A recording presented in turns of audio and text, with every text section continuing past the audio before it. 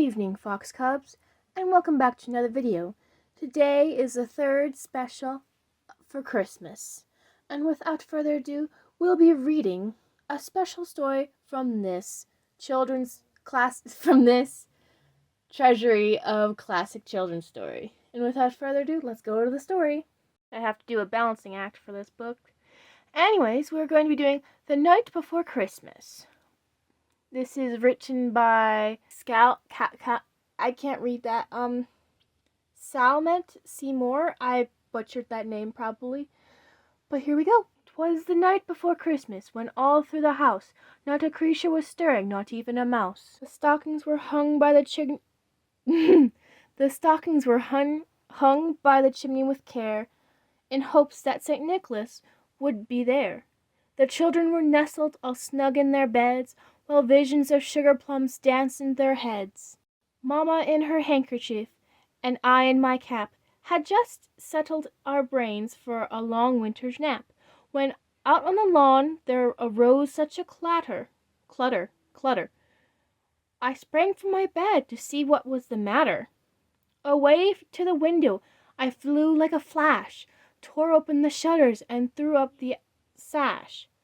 The moon on the breast of the new-fallen snow gave a lustre of midday objects below, when what to my wondering eyes should appear but a miniature sleigh and 8 tiny reindeer, with a little old driver, so lovely and quick, I knew in a moment it must be St. Nick. More rapid than eagles his courses they came, and he whistled and shouted and called them by name.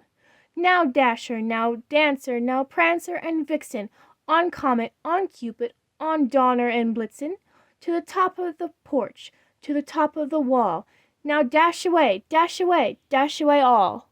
As dry leaves that before the wind hurricane fly, when they meet with an obstacle, mount to the sky, so up to the housetop the corners they flew, with a sleigh full of toys, and St. Nicholas too.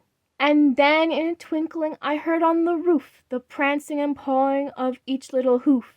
As I drew in my head and was turning around, down the chimney St. Nicholas came with a bound. He was dressed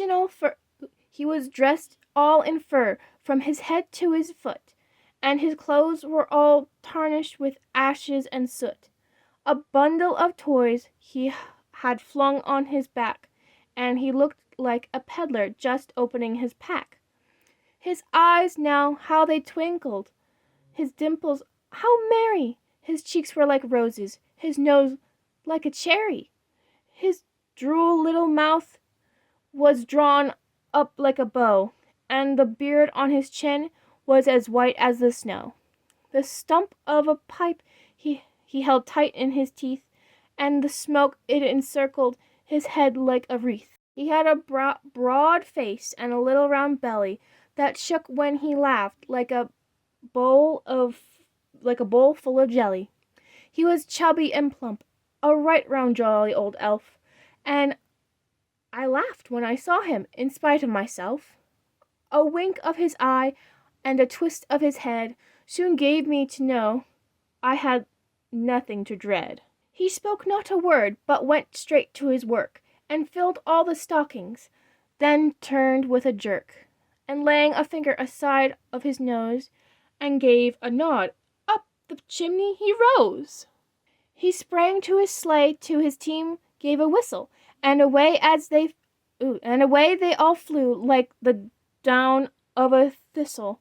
But I heard him exclaim, ere he drove out of sight, "Happy Christmas to all, and to all a good night." Merry Christmas, everybody, and as the title says, the night before Christmas. So, Merry Christmas, guys! Bye!